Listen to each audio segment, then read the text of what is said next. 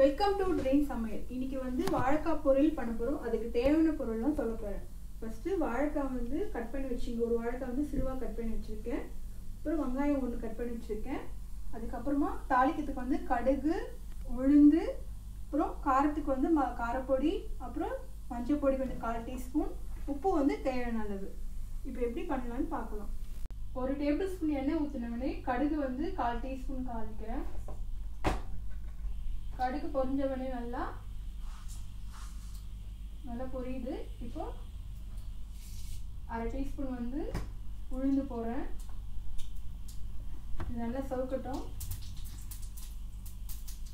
கடுகு உளுந்து நல்லா பொரிஞ்சவனே வெங்காயம் கட் பண்ணி வச்சிருக்க வெங்காயத்தை அதில் போடுறேன். இது நல்லா சவுக்கணும். இப்போ வெங்காயம் நல்லா வதங்கினவனே இப்போ காரப்பொடி, நான் ஒரு வாழைக்காய்க்கு வந்து 1 டீஸ்பூன் அளவு போடுறேன். உங்களுக்கு எவ்வளோ வேணும் அது மாதிரி போட்டுக்கோங்க.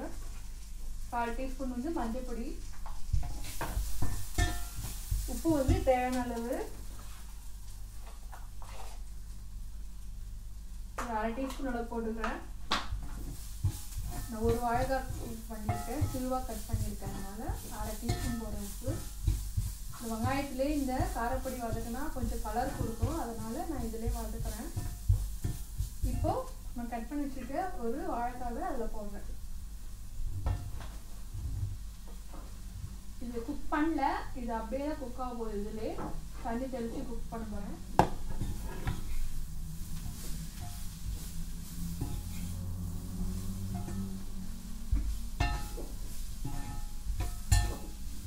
இப்போ தண்ணி தெளிக்க போகிறேன். இப்போ லைட்டாக தண்ணி தெளிக்கிறேன். இந்த வாழைக்காய் லைட்டாக குக் ஆகிறதுக்கு. இப்போ மூடி போட்டு ஒரு 5 நிமிஷம் அப்படியே வேக விட போகிறேன். கொஞ்சம் வெயிட் பண்ணலாம். இது பாருங்கள், உங்களுக்கு வாழைக்காய் பொரியல் ரெடி ஆயிடுச்சு. இந்த வீடியோ உங்களுக்கு பிடிச்சிருந்தா லைக் பண்ணுங்கள், ஷேர் பண்ணுங்கள், சப்ஸ்கிரைப் பண்ணுங்கள், கமெண்ட் போஸ்ட் பண்ணுங்கள். தேங்க்யூ.